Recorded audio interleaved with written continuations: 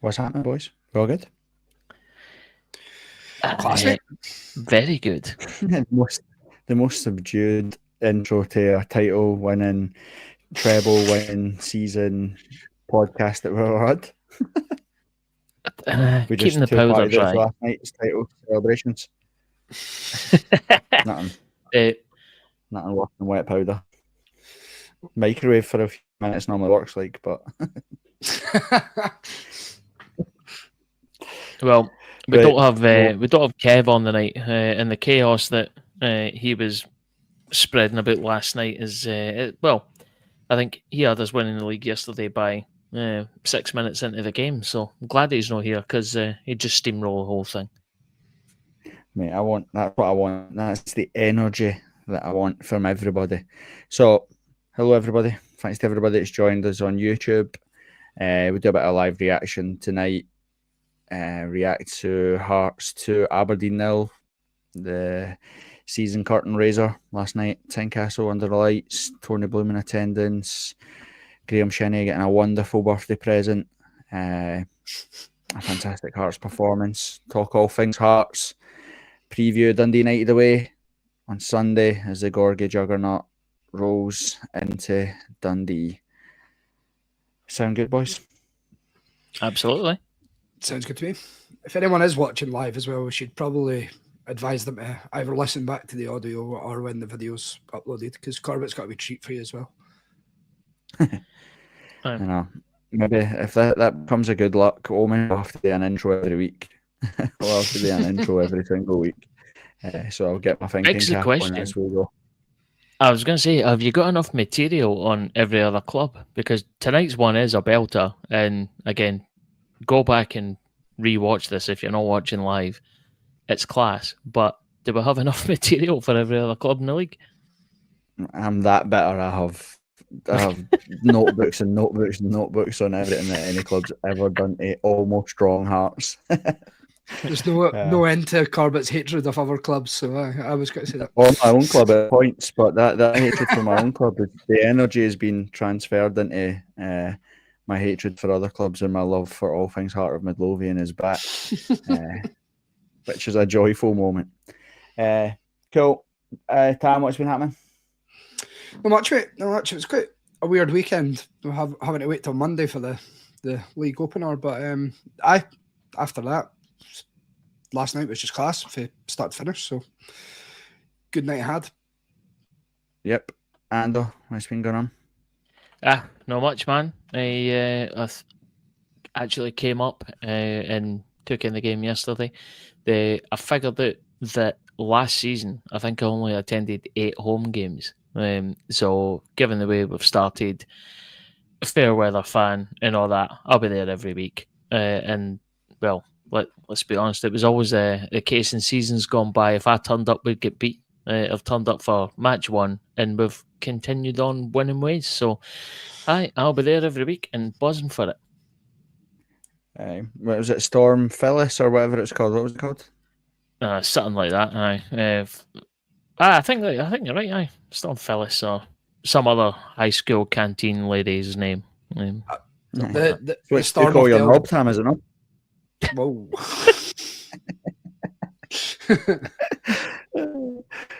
Let's say last week was pre-season. This will be the theme.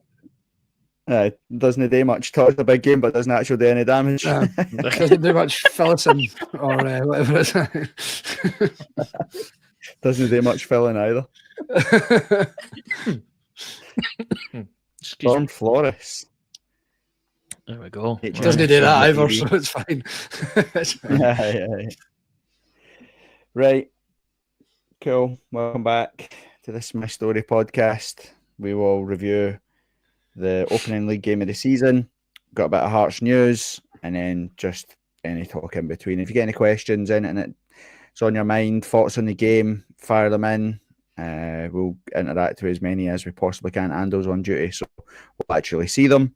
But Ando, we start Tynecastle news. Let's get some Hearts news before we talk all things football. Right, nice one.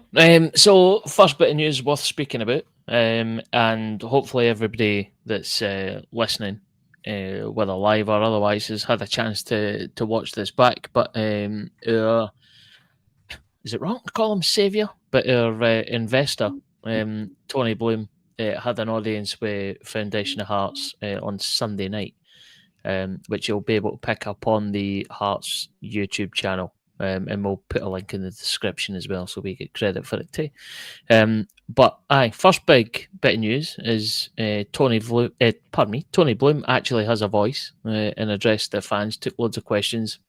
I think it was about what it was meant to be about an hour and a half or something like that, maybe slightly shorter than that. But so that event happened, and I suppose the first question is, how, if you watched it or if you were involved with it, how buzzing are you for what he said and the way he held himself during some pretty probing questions? Corbett. Well, Tam, what was your overall feelings on it? To be honest, it's one of those things where the more cynical minded would say it's a bit of lip service, boy coming in, putting in £10 million, and obviously you want to hear the world, and he's given us the world. But when it comes to a man like Tony Bloom, who's got the backing of having done it before at US Union St Gillois, certainly. Obviously Brighton to, which is probably a harder league to crack, but he's obviously doing it there. It's one of those things. It's just makes you excited, and you can actually see the proof in the pudding type thing where what he said previously and what he's saying. Hoping to win the league within 10 years. So what are we putting that on? I think it'll probably be by like 2026 minimum. Champions League winners by probably 35. But no, it's class, and it's amazing to see all the experts on that our rival fans have about Tony Bloom, and how he's basically doesn't know what he's talking about, and that he'll never be able to catch Rangers and Celtic, and the golf is too much. So it's brilliant to see that, and all the experts coming out. So it's great. Mandel, what were you thinking when you watched it? So I had to get the link off you boys, and when I travelled up, I had nothing better with my time to do on a Sunday night than watch that. So I'm alone in a hotel room. I've just watched Tony Bloom's press conference, whatever, seminar, whatever the word is for it. Now you can connect the dots on what I'd done next. It was, it got me right up for it. I think the way he held himself and the content that he was sort of delivering was absolutely spot on. I do take Tam's point about it being lip service, like big new investor into the club, wants to keep everybody on side, but and probably something that you'll touch on with your opinion, Corbett, about wanting to have an unblemished record and stuff like that. I think he's put himself out there now, and there's nowhere to hide from it, and so he has to deliver on it. And the fact that he was able to come out with pretty pretty ambitious statements is absolutely throwing down a marker, I think. And I'm absolutely all for it. It was absolutely buzzing when I was watching it. Aye. For anybody looking to try and get around the Pornhub ban and you've not got a VPN, then it's on YouTube. If you're lacking in material, like, it's definitely something to watch. I think the most important thing for everybody, and you're right, the flappers across the media, our rival fans, they'll pick up on the headlines, they'll not read the context, they'll just hear the one-liners that he said and they'll dismiss it. But I think the thing that excites Hearts fans the most, and what should be a warning, it's weird that Chris Boyd is the only one that seems to see what could potentially be brewing, is that the word for everybody to remember is substance. That's the difference.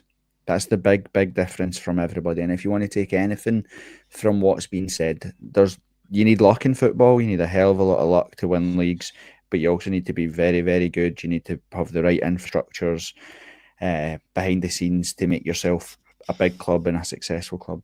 And that's the thing to look at when you look at Tony Bloom and what he does is the substance.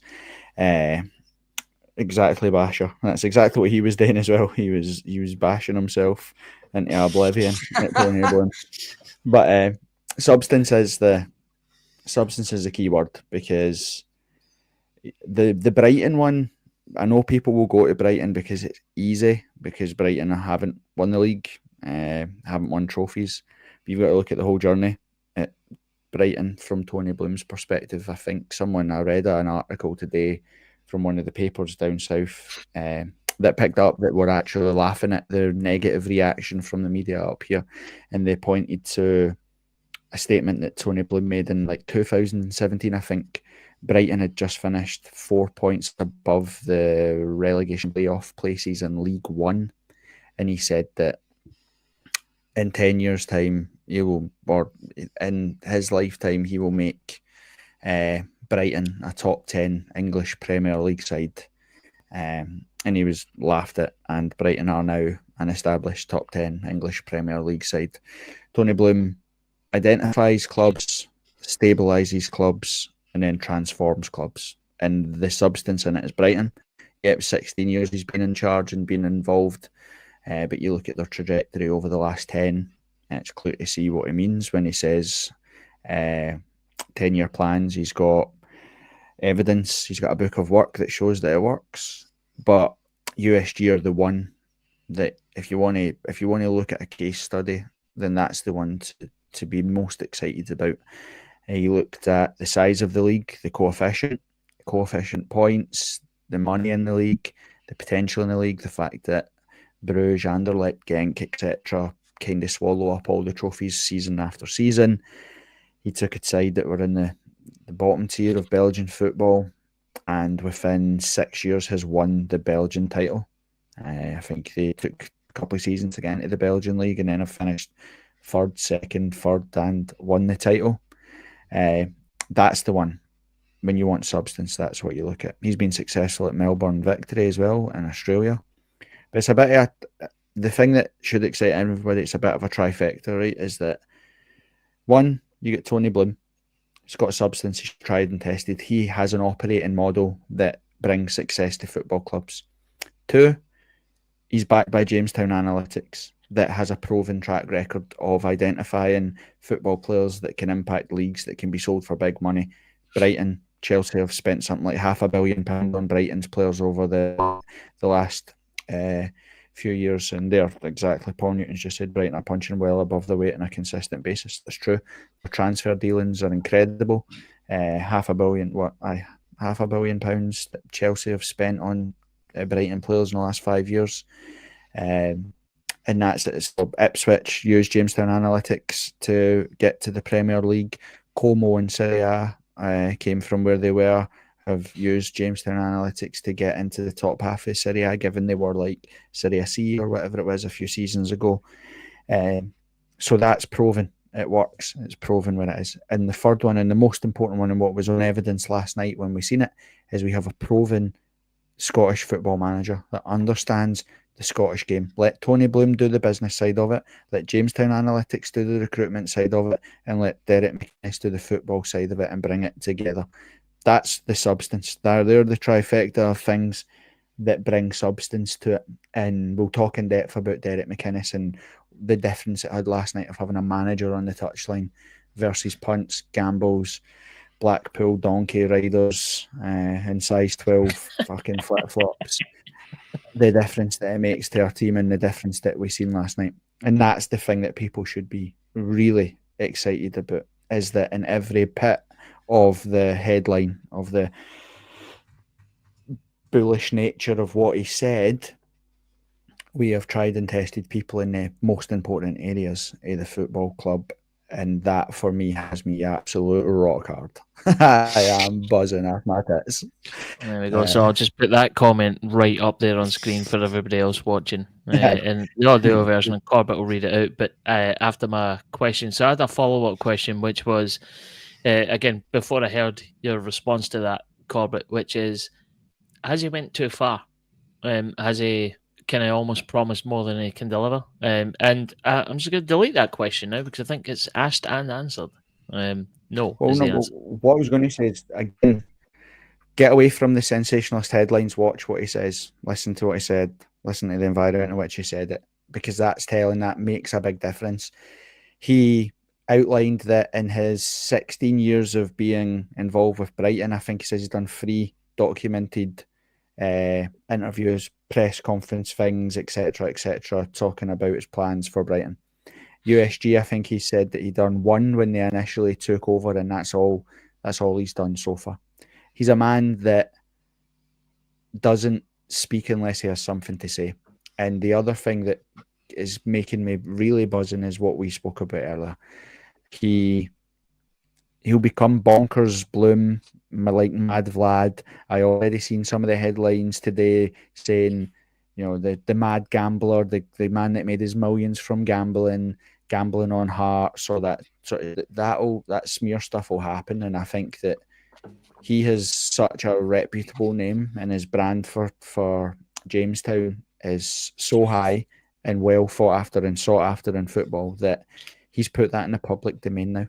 We draw on Sunday or lose on Sunday, Chris Sutton and the likes are going to be watching the highlights saying, "Oh, here's your title winning Hearts dropping points at Dundee United." We'll be the butt of the joke if they don't deliver. So there was method in what he was saying. He said that he'll be disappointed if we don't win a title in 10 years, which is fine. He's delivered everything else in those timelines at every other club that he's had. He understands how it works. He's seen it. He's seen it in real life work, so he understands that if we get it right, get the systems right, get the stuff in the background right, on the pitch will take care of itself, hopefully. So I love that he said it. It's out there now. You can't take it back. You have to deliver on it. It's one of those things that will hang over everybody like a bad smell. And I also thought it was really good in terms of, for Derek McInnes, for the players, for what they're trying to achieve, is to be like, you can't hide anymore.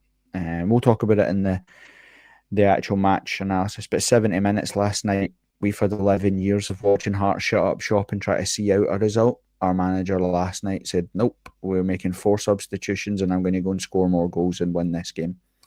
And that's what will be. They've got that hanging over them now. They have the man that's invested money, a shareholder in the club, has put his name to that we will deliver trophies. So I loved it. I was buzzing that he said it. I also like the bit, and this goes on my own personal reservation about Scottish football in general, which is you have the old-fashioned, old guard, old media, whatever you want to call them, that just consistently think Rangers and Celtic are the best things since sliced bread, and that's fair, right? They have been for 40 years. But the fact that he's able to basically come out and say all these things, as you say, absolutely nowhere to hide now. It's what I put it in mind to is like, see, whenever Hearts are playing Rangers, right? Keith Jackson gets his typewriter out and launches into some diatribe about how the best player at Hearts has always been a lifelong Rangers fan, is ultimately going to sign for them, right? So that kind of rhetoric is the same kind of thing that we're going to have to put up with for a while from the rest of the Scottish football media, probably in the short to medium term, until obviously we actually get tangible results, or whatever it might be. But it's even just the thought of that happening is enough to get you buzzing in and of itself, which is fuck everybody else. Big physical Hearts are back. Exactly. And what I actually love, Tam, as well, is that he pointed out everybody talks about the game up here being a 2-horse race. In the last 15 years, only once have Rangers won the title. It's a 1-horse race. Celtic's league. That's the way it is. And he acknowledged the fact that talking about it a 2-horse race, it's not even a 2-horse race anymore. It's a 1-horse race. And no one's talking about it. And no one's talking about legal reconstruction. No one's talking about any of that stuff. I like that he knew what he was talking about. He clearly knows the game. He knows Scottish football. And when he said months ago he wanted to come and be an agitator, he clearly means it and clearly sees an opportunity to do something. Which, yeah, I was buzzing with everything that he said. Yeah, exactly that. And obviously I like that even he brought it back to putting that bet on in 86 or whatever when he got Hearts at 8-1 to win the league. And he knows that the history of the game since then is just, as you say, has been Celtic for the last 15 years. And that just shows how he knows it's achievable as well, in terms of agitating and getting to that second place, even first instance. And he's come out and said that, and obviously people take that as a headline, but it's not unachievable. Like, cup wins should be achievable as well. We look at Aberdeen last season. Who else has won the cup in the last 15 years? St Johnstone with a double, Ross County win it or something as well. And that should be the go-to every season, and it is achievable. I also quite like the fact that he's treating his 3 clubs now that he's invested in as different sort of businesses as well.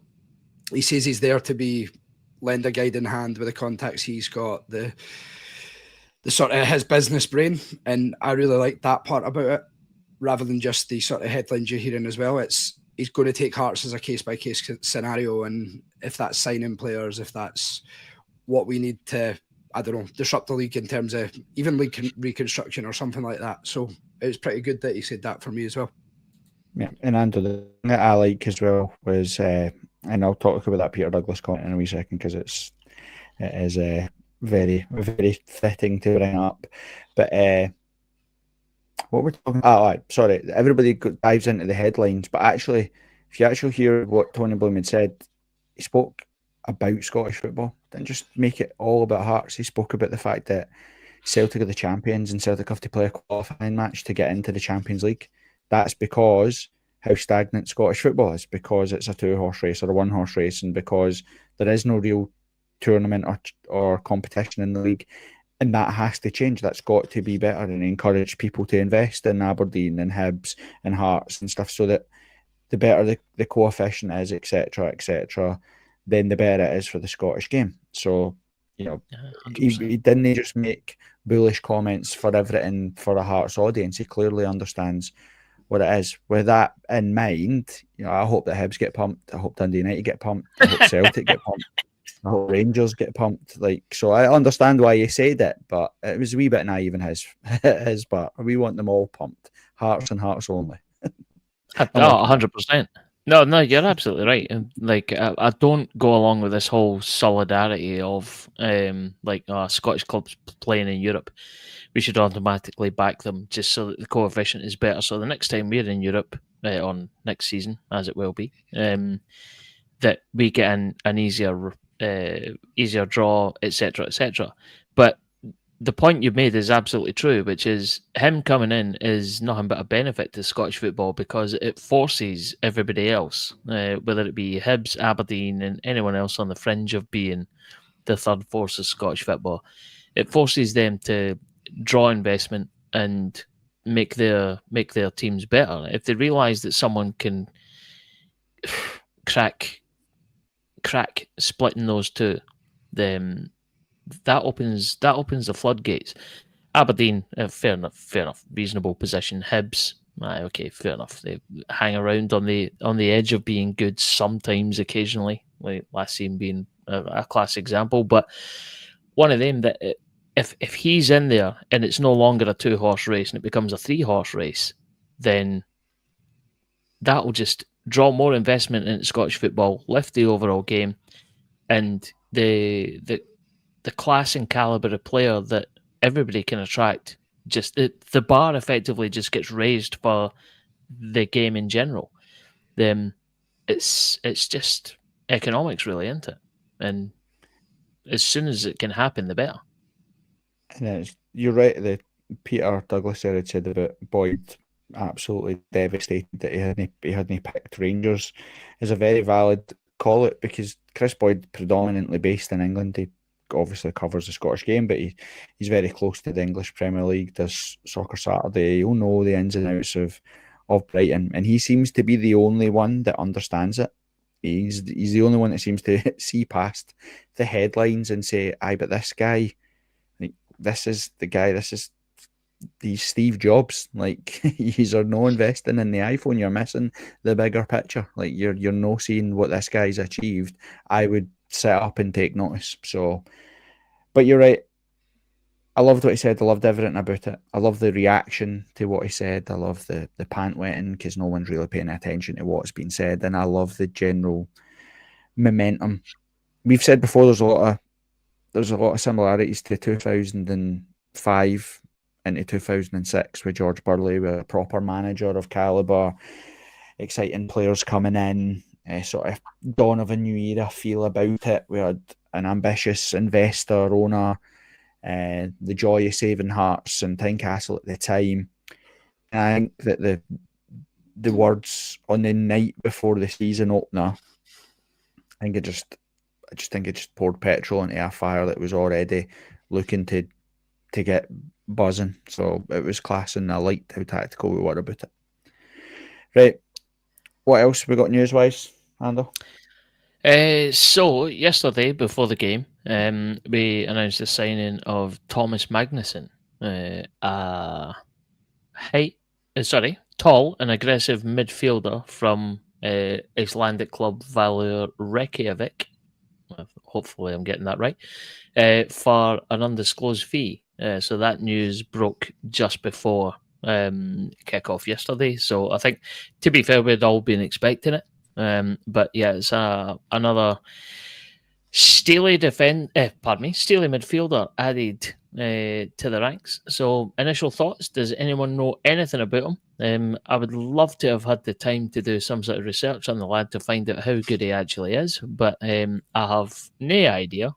So I'll defer to you two good gentlemen, give me your opinions. But the only thing I will say is that all the signings that we've made in the season so far, and again, it's early days. We can't really just give them a report card after a couple of friendly games and one competitive match. But if form follows form, I'm hopeful this guy will come in and do a good job. What do you think, Sam?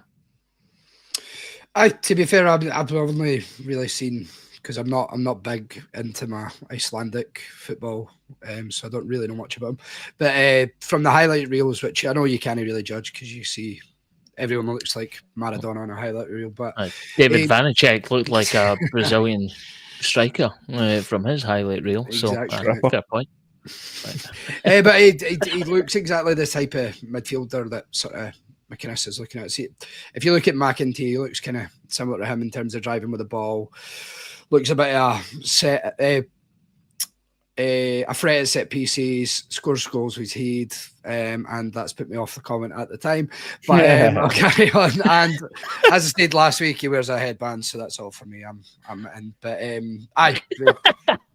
not as deep in him already because he's got a hairband. Yeah, but obviously he didn't really have much time to make an impact when he came on last night. But it was good that he was just straight into the squad, and ideal. But I wonder what's happening with Kibori, though, I suppose. That's my next news item, Sam. Carry on, keep the powder dry. Corbett, your thoughts on Thomas Magnuson? It's the same as Kibori, same as Kizrides, Borkovic, all those things. Bring them in. I'm happy the analytics will identify in them that they think will help, and we have a manager that will get the best out of them if there's something in there to be got out of them. So yeah, my the good headache to have right now is that McEntee looks like the midfielder that we've needed for the last 10 years, and Cammy Devlin is like a man possessed. He's like a total brand new player under Derek McInnes. He's been, every game I've been to this season, he's been the best player on the park. He's simplified his game massively, does all the Cammy Devlin good stuff great, and we've no filled the seed with any nonsense for him to do anything other than be Cammy Devlin. So competition for places is great. But again, I'll go back to Brighton. Brighton carry a very heavy squad because, you know, they'll sell João Pedro, Caicedo, Cucurella, all the folk that have been selling to Chelsea, and then the person that replaces them is there, ready to jump in and ready to be sold, you know, and that's how Jamestown works. And again, one of the big positive things from a Hearts perspective that people, if they did have any reservations around it, Jamestown identified James Penrice. We brought him in for nothing, and now we sold him for $2.5 million. But the big thing is in January they identified Harry Milne as a replacement, and Harry Milne looks every bit the replacement for James Penrice. And again, you bring him on a free transfer, and if it come the end of this season, he has the season that he looks like he could potentially have, we could be selling him for $2.5 million. So there's no money out and $5 million in. That's how Jamestown works, and that's why you trust the process. Yeah, you might get an Elton who might struggle to make an impact. You might get a Khartoum who might take a bit more time to get up and to speed with how the game is. But that's how this game works. And fuck Joe Savage. I don't care if he pretends he signed Penrice Freddie. He didn't. No, in my mind, it was Jamestown. Sorry. No, fair What play. was that Cammy Devon one? You want to pick that up? There we go. From Gordon Aitken, Cammy has been immense, and Spittle has gone in completely the opposite direction. I agree in Cammy Devlin, but I disagree in terms of Spittle. I actually didn't think Spittle had a bad game last night. He's playing in a position that's no his position. I thought he did what was asked of him. So, yeah. And again, it's that thing where John Cahoon said that he came on the pod all those years ago that it's easy to play for Hearts because all you have to do is try your best. So you can be shite, but try your best and they'll love you. You know, as long as you do everything that you've got in you, run yourself into the ground, they'll back you and they'll love you. And I thought Spittle did that last night. He did everything that we asked him to do. So, yeah. But I agree with Cammy Devlin. I thought Cammy Devlin's been absolutely sensational. Right. Cool. Two final bits of news. The second to last, Pierre-Landry Cabor, paperwork seems to be held up now. Now, this is going on quite a wee while now. Paying nod to a rumour that I heard in the pub yesterday before the game. I don't know how true this is. It was just word of mouth, so you can shoot me down or whatever. But someone was saying that the rumours that the reason that the paperwork's been held up is something to do with a malaria vaccine. And some sort of paperwork surrounding that. Now, that might be utter dog shit. And if it is, then fine. Forgive me for even bringing it up. But that was something that was doing the rounds yesterday in the Boozer, which should never ever be trusted. But exactly that way. That sounds like Jim Davidson, 1976, the Whitburn Miners pub chat that my dad would have had with his mates. I don't know how much weight that carries, but I think everybody at the club is done and dusted. It's just literal permit stuff. In full disclosure, it was Kev that said that in the pub. We know what Kev's like. He was at that Jim Davidson gig. That was what you're talking about. He's not here tonight, innit? He's part of that Tiki Torch crew for America, innit? You'd likely put it down to just the shit establishment that is British, the British Home Office or whoever it is that's responsible for this, just being a shower of dicks. So we'll put it down to them. That's why cool. Kev's always so touchy about bleaching his white hoodies, man. He just needs to get air of that. He just needs to let it go, Kev, man. Just let it go. Fair. And then the final bit of news, it's not going to be lost on anyone. Hearts 2, Aberdeen 0, 9 games unbeaten, 18 goals scored, 1 lost. God get rules. That's not the end of the show, by the way. But that is the final bit of news, and that dovetails nicely into match report. So we're top of the league as well, Ando. Yes, seamless, absolute seamless, Ando. Yes, it's like we've been doing this for 4.5 years, So exactly. Finally getting good.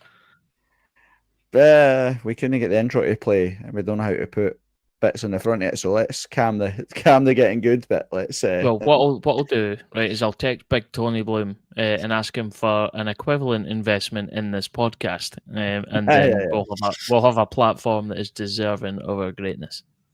I'd be getting sold straight away for the analytics, man. Nick can't buy you, Tam. Let's be fair. You'd break the computer like.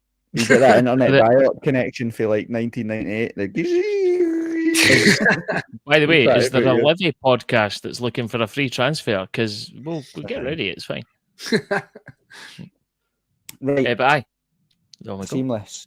Heart of Midlothian to Aberdeen 0. First game of the season, under the lights at Tynecastle, sell out. Aye. Buzzing. What was your thoughts pre-game, Tam? To be honest, it felt really quite weird because I was buzzing pre-game, and I've not been buzzing for a long time, to be honest. In terms of, I did actually think we would win and get a performance, and there was quite, as you say, it just fed on from Sunday night, and it just carried on. And yeah, when the team came out, it was, I don't know if I was like shocked or that with a back three type thing, but I didn't ever like feel that was a bad thing.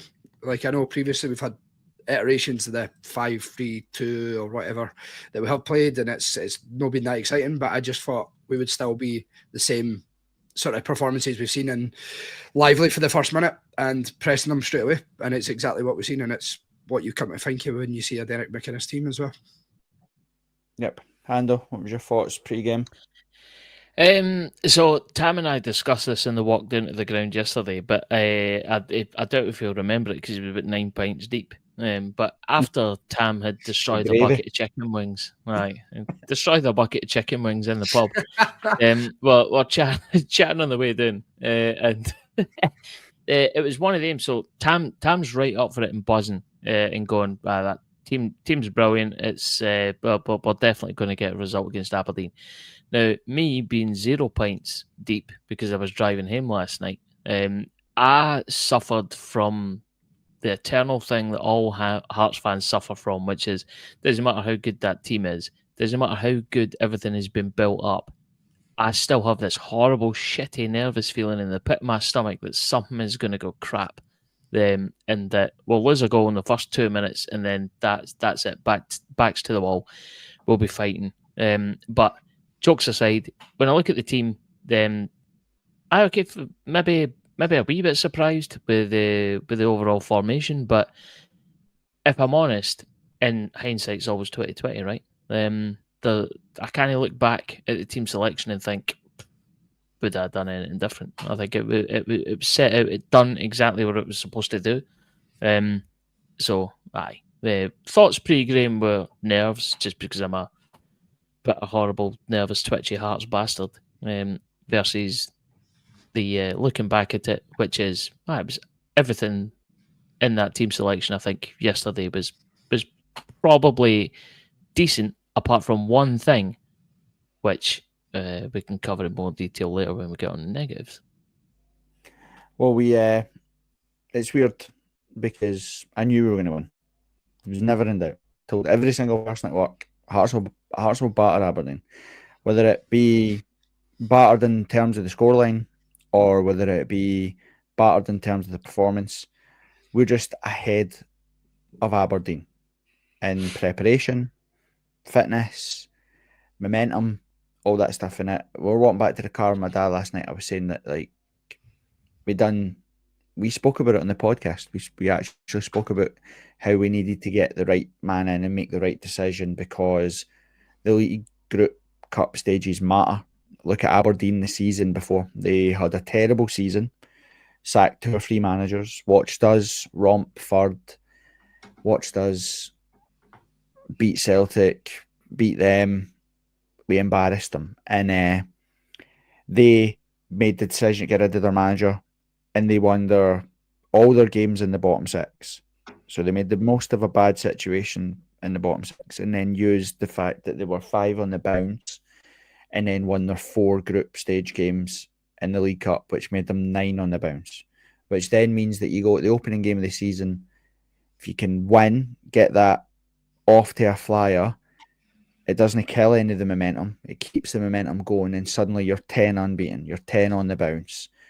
And that's what we did. A horrible situation where we should have finished in the top 6, but we used it as a bit of a cleansing episode to make sure that we got to the right decision. Brought Liam Fox in, who done the job he was asked to do. We won 4 out of 4 that he took in the split. And then we won 4 from 4 in the league group stages. So I knew that the importance of winning with Tony Bloom there, being on the telly, the momentum, the feel-good positivity around Hearts I knew Hearts were going to win. I knew it. And that's weird. But I was so confident that Hearts would win. I didn't check the team. Never even looked at the team. Didn't find out what the team was until I was in the stadium. Because I'm like, I backed it. I didn't care. Didn't care what the team is because I trust the manager. I trust that he'll have seen something, and that's why the team was the way that it was. I know that we're not going to have a left back on the bench while we have a right back playing left back to try and shoehorn people in like we had when we had Salazar or whatever it is sitting on the bench, and you got Nathaniel Atkinson or whoever it is playing right back, left back when he's a right back, and you've got centre midfielders playing as a 10, you've got strikers playing out wide. So I fully and utterly trust the process, and I was completely and utterly at ease and confident that Hearts would win. In the opening 45 minutes was everything that I've sat in my bed dreaming about for the past 11 years. It's everything that we've missed, and it was superb to see. It was aggressive, but the most important, it was purposeful, and that's what I'd like Hearts fans to start differentiating between what direct and what purposeful means. We still played passes across the back. We still kept possession. We still played intricate, nice little bits. We still tried to play little triangles to get the wingers down and hit the byline, etc. We done all of that. But when we needed to, and when it was the opportunity was there, we were direct. We went into channel. We turned them. We made Braga chase it. We put it into Shanklin for Shanklin to hold it up. We overlapped. We hit diags. We were purposeful. There's a difference from aimless long balls up the top to trying to be purposeful. And that's exactly what we were. We were aggressive. We were all over them.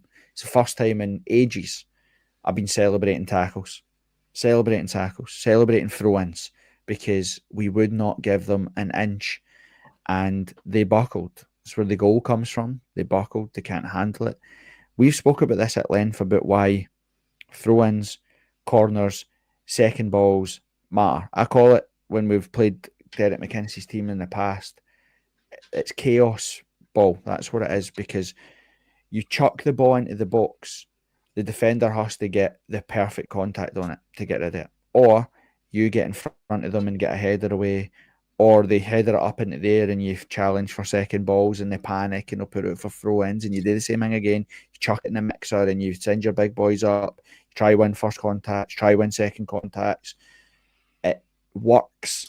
It works. Teams hate it because of this new Poundland pep, ticky-tacky football, zonal marking, do it the right way, everybody meant to play the way that's they see in the English Premier League every week, and the most simplest tactics work in our league.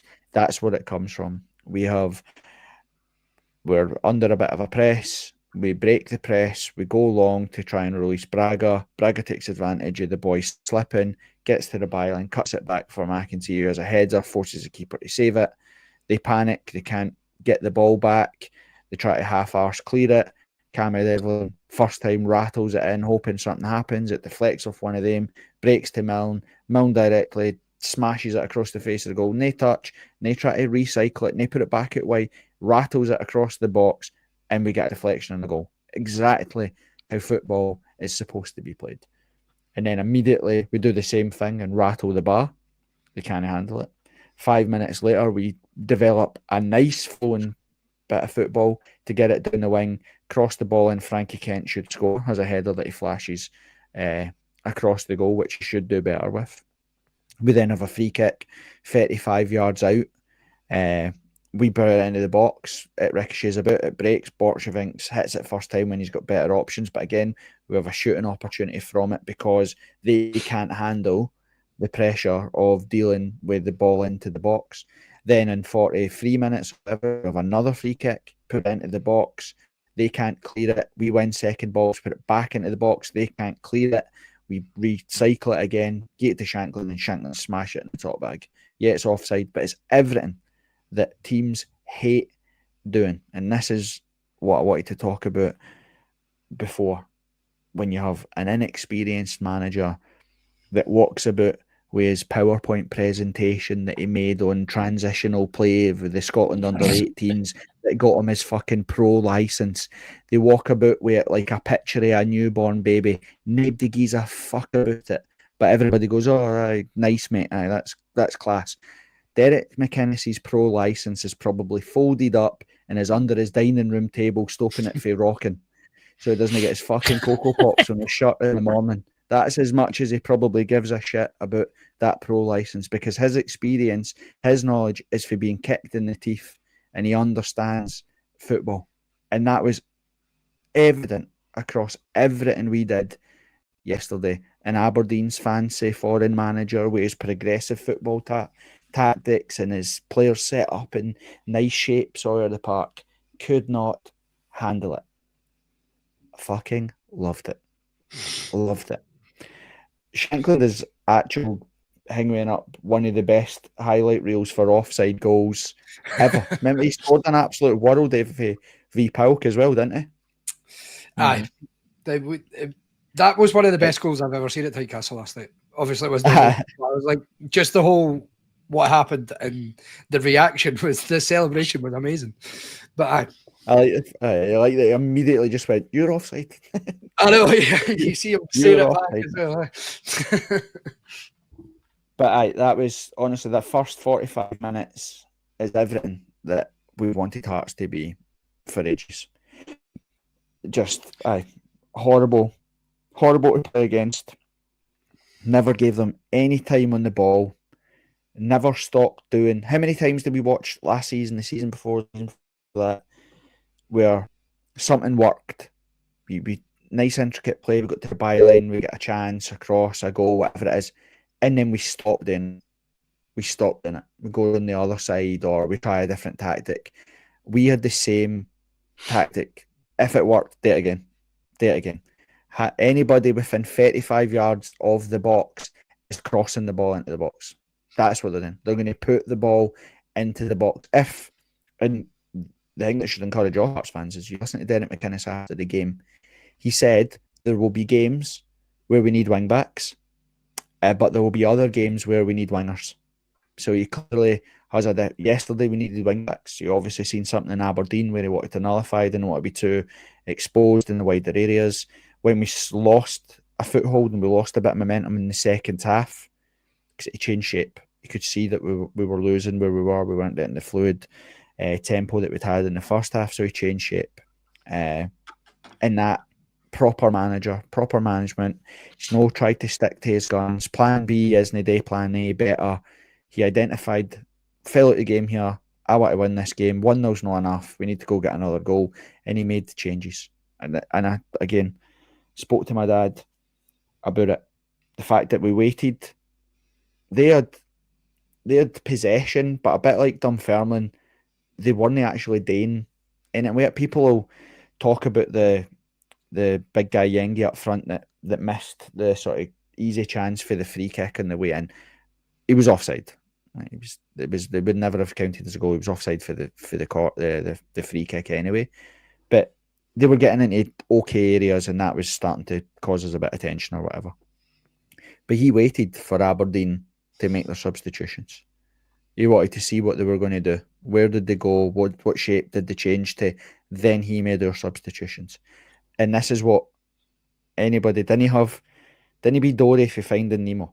Remember what it was like under Critchley. Remember what it was like under Naismith. Remember what it was like under Robbie. How many times did you sit at Tynecastle, glance up to the broken Strongbow sign and think, why the fuck's that still there? Then look over to the other side and see the big screen. Look over to the big screen and see 70 minutes and then look to the dugout and go, oh, look, Hearts are going to make a substitution. And then I need to correct you there. Robbie Nielsen was 60 minutes, right on cue every single time. But I get your point. It's absolutely the right thing. Exactly. Same shit, rinse and repeat. Exactly. And you'd watch it, and then you look at the bench and you'd go, what? Who the fuck's coming on? You'd take a right back off. Aye.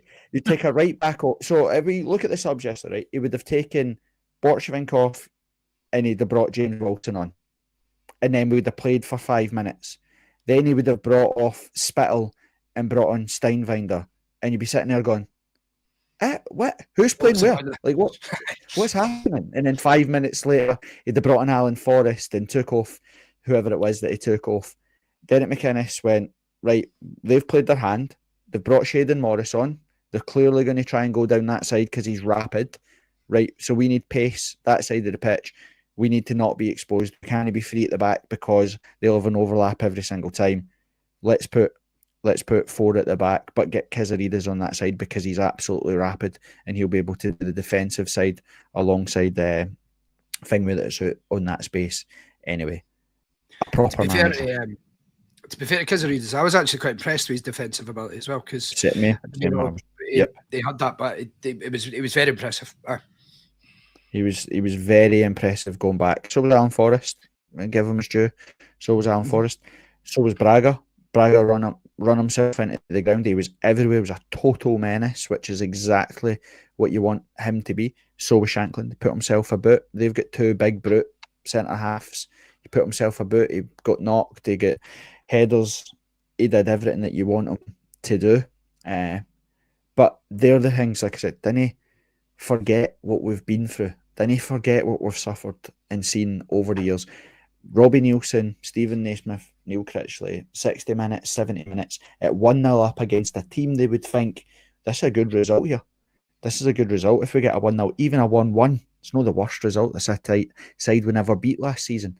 Derek McInnes was like, no, we need another goal because the longer it goes at 1, they'll get a chance. It's football. He said that before. He said they're waiting. Football's got a habit of coming along and kicking you in the teeth. We need to go score because they'll get a chance. They'll get a chance. If it gets to 1-1, momentum's with them. You've got 5 minutes left. You've made all your subs. It's really difficult to impact the game at that point. So he took the bull by the horn and says, I can impact it now. Made 4 substitutions and we go up and score. Like, don't forget what we've lived through with these Poundland Peps and their pro license on their neck. We've got a proper experienced manager that knows our game, and it's shown through yesterday, and it was absolutely delightful to see. Anybody catch your eye, Ando, in particular that jumped off the page is impressive? Well, you've covered it really well so far, but you have to single out Claudio Braga. He covered every blade of grass on the pitch. Cammy Devlin, again, as you said earlier on, looks like a completely different player. And again, I thought he was immense last night. The only one thing that did jump out to me was Finlay, obviously being left side of the back three, so incredibly right-footed. That's the only one bit that I get it. It's just one of them. He was just so incredibly right-footed and got himself into a couple of situations that I think he could have done a lot better in. So he'll need to develop and up his game a wee bit. But that was only negative. Apart from that, the Oshie McEntee, fucking hell, man. That guy just seems absolutely hard as nails. They're the 3 I'd single out. Braga, Devlin, McEntee, and then Finlay for probably could have done better in a couple of one-on-one scenarios, just being too right-footed. But aye, fine, fuck it. If that's a weak link, that's a weak link. I thought there was a bit in the 93rd minute where McEntee won the ball and drove it 60 yards up the park just to relieve the pressure. And that's everything that we've had. Like Benny and Devlin are really good at that type of stuff.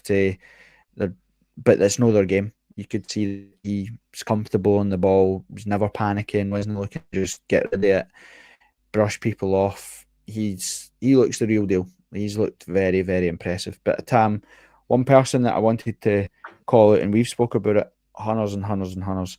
Heart of Midlothian Football Club are a significantly better side when Craig Halkett plays for Hearts. Spot on. And I thought, obviously, the boy Yenge for them had a pretty terrible game, but the fact that Halkett basically marked him out the game, physical battle, won it every time, pretty much every time. and he just controls that defence, and he's good at just sort of also just making sure everyone's in the right place. See, with that back three, I would actually disagree with Ando in terms of Finlay, but I just thought the back three last night were done everything you could ask them, and I thought physicality, all of that was exactly what we wanted, and they were great. And even when Steinbender came on as well, I thought he was decent as well. I don't disagree with you. I'm just saying I'm being nitpicky. Is the only one that I could single out was in one-on-one scenarios, just a bit too right-footed for me. But again, like anything else, like I will absolutely take the wee moments of nerves if he just sticks the head in the ball and fucking scores a goal every week. That like, brilliant, like absolutely brilliant. It's just the only slight negative was just that. To go back to it though, if Halkett can stay fit for the full season, like we're just did you see? Yeah, did you hear Chris Boyd's? And the missus told me about it this morning. Because obviously the first thing I do is wake up after being at a Hearts game and tell her, because she was asleep when I got home, about how brilliant the Hearts were yesterday. He says, "Oh, I watched it, blah blah blah." The comment he made about Halkett obviously looks a lot more trim this season, and that last season he would have definitely been offside because he was a fat bastard. Now I'm paraphrasing slightly, but obviously to that point though, and it is a good point. He looks in the shape of his Hearts career. I don't think I've ever seen him look better. If I'm being perfectly honest, and I'm not just talking about weight. I'm just talking about composure, assuredness. Again, bulletproof last night. To be fair, he admitted that himself in an interview as well, saying that he got concentrated on the gym and whatnot a bit more, and the regime that is now in place, it has helped him. So, all for it. Yeah, it's almost like a manager's came in and went, "You can't be fat and play football, mate." I knew you were coming in with that. Knew it. But that's it's like anybody. We work in environments. You let somebody do something, and it becomes a thing. If it's unchallenged, it's about standards. Everything that we done last night, we did the basics and the fundamentals, non-negotiables, whatever you want to call them, we did them right, and we got the result that we wanted. We've no looked as fit as we do right now. Probably, I'd argue, since the Robbie Nielsen triple session 2014-2015 season when we romped the championship, we look much, much fitter than we've looked in a long time. If you're fitter, you're sharper. If you're sharper, you're mentally sharper. Decision making's better. Positioning on the park's better. Your stamina to last longer on the park is better. You go after more. And what was that? You'll go after more. You'll chase things down. Because like you're top of your game. And I like this mentality of run yourself into the ground until you can't run anymore, and then I'll replace you with someone that will come on and run themselves into the ground. I think Borchgrevink, the right hand side is maybe, if we're going to be nitpicky, the side that we probably need some attention with. But I didn't think he had a bad game yesterday. I thought he acquitted himself well. He had lacking in options massively down that side. So most of the time he got the ball, he had to recycle it back in. He had a couple of 2 or 3 unbelievable diags where he picked Milne out at the other side, which was class to see.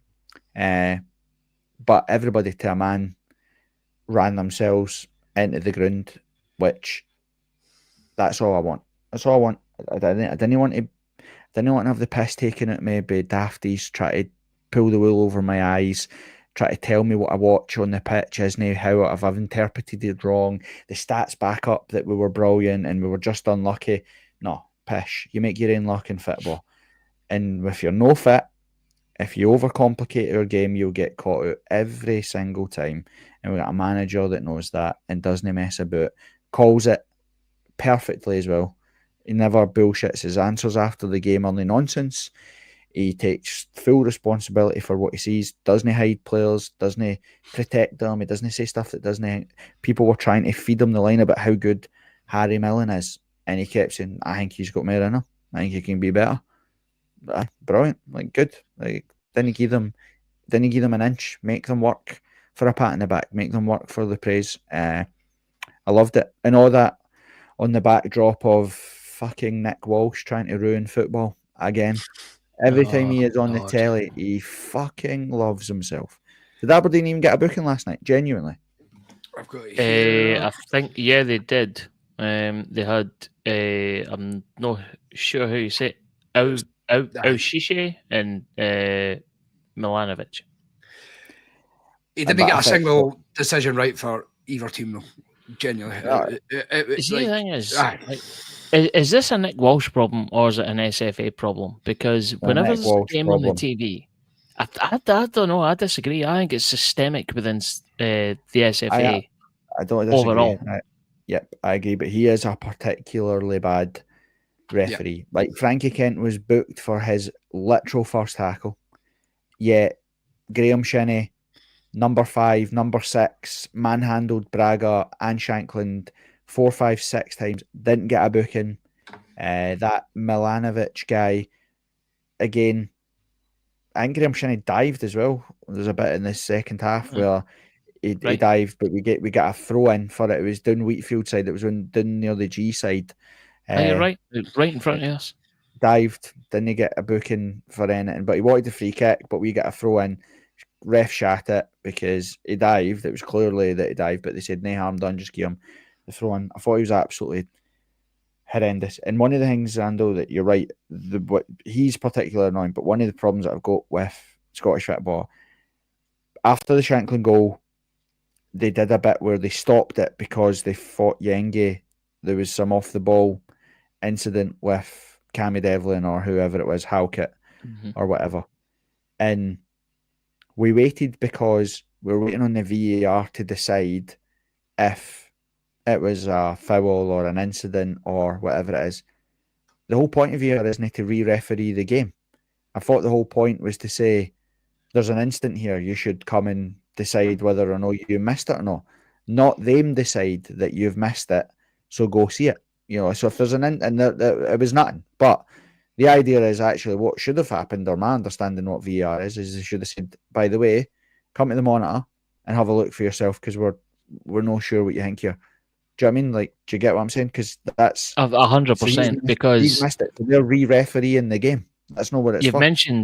You've mentioned one incident. It actually happened. If you go and watch it back, which no one's going to do now, but it happened 3 times. There were 3 pauses in play yesterday where Nick Walsh does the whole, whether it's delaying a throw-in or, whatever it is, stops, put his hand to his ear, like they all do, to say, oh, yeah, I'm chatting to VAR about it. There was 3 pauses in the game yesterday, but not once on the scoreboard did it come up saying VAR investigating possible blah, blah, blah. Right? Now, that in and of itself tells you that they're looking at stuff that they probably shouldn't be, because if there was a serious incident, like to go back a stage further, there was a stage where Aberdeen player pushed a Hearts player to the ground. I forget exactly who it was, but you can't lift your hands to a player at all. That's an automatic red card. You just shouldn't be doing it, right? And it was a dead ball situation. I think it was Cammy Devlin. He went to go and get the ball off somebody. Devlin, got shoved. Aye. He got shoved them down onto the deck. That's lifting your hands. It doesn't matter if it's punching somebody or shoving somebody over when they've got your back to you. That's a red card, right? You shouldn't be doing that. But that wasn't stopped. It wasn't investigated. There was 3 other incidents. It was clearly going to VAR because Walsh had his finger at his ear. Nothing was up on screen. And I don't blame anyone for putting it up on screen. It's probably just poor communication. But you're absolutely right in the sense that VAR has roles and responsibilities within the game. And it's exactly that, which is they're getting involved in stuff that they probably shouldn't be, or there's a slight suggestion of maybe a hint of wrongdoing. So we're going to stop the game, investigate it, not tell anybody. And again, I didn't watch the TV coverage because I was at the game. Maybe it came across different on TV and they actually gave you updates. But for us in the crowd, you had no idea what was going on. And it is exactly as you say, re-refereeing the game. But clearly nothing had happened. And 20 years ago, like, it a massive drag factor on the game overall. But again, this isn't a VAR discussion. It's more the standard of the Scottish refereeing is absolutely terrible. And the one thing I'll finally say is whenever it's a game on TV, it's worse. Because if that game hadn't been on TV last night, I don't think you would have seen the showmanship from Nick Walsh that you've seen. It's almost like he's trying to validate himself for his FIFA credentials. Yeah, exactly. And the decisions take too long to get to as well. There's no denying there was offside Shankland goal 100%, but it took too long to get there. It takes too long. But when you're in the stadium, I don't know how it took that length of time to decide that he was offside. And you're looking at marginal calls like that where you think, what advantage did anybody gain for that incident? You know, football's an entertaining sport. It's for entertainment. When you're looking at, you know, the shin of Frankie Kent being offside in the build-up to a goal, he didn't. Fair enough if it was his head that was offside because he headers the ball on, but when you're waiting 4 minutes in the stadium to disallow a potential worldie, it's just draining. And then you score the second and you wait for an offside. I don't know what they were checking. I have no idea what they were checking. It's the Aberdeen head that it comes off. Makes no sense whatsoever. But again, it's just rubbish, and it's one of those things that we won, so we can call it because it doesn't come across the sour grapes. But I hope that it's not the fucking flavour of the season because I can't be asked for another season of Nick Walsh and his pals ruining football, man. Well, I hate to say it, Corbett, we've got that idiot David Dickinson in charge on Sunday now. Brilliant. Brilliant. Even he can stop the Gorgie juggernaut. We're winning fucking everything. We're winning everything. Right. Anything else jump off the page from last night? What I would say is we've not really discussed Aberdeen, but they just remind me of us a year ago. They've played 3 friendlies. They didn't look up to it. They're going straight into European competition, and it just shows exactly where we were last season. Yeah, underbaked. On for me, Xander Clark, his performance last night. Obviously, grateful he didn't need to pick the ball out the net at any stage, but up pay a nod. One clean sheet, one no goals from a corner, no set play goals. Mad that, isn't it? Mental, man. His distribution, I thought. Had Craig Gordon's boots on, like. Aye. I'll be honest, I couldn't fault him at all. Every ball that he played upfield, basically, bar maybe a couple of exceptions, found a man. I thought Xander Clark was class last night. And again, by virtue of the fact that he didn't really probably have to do much, and we'll see him, I'm sure, tested more thoroughly throughout the season against bigger and better teams. But pay a nod to Xander Clark. I thought he was inch perfect last night. Yeah, and again, no sweeper keeper nonsense. I would like to see his stats in the drop off.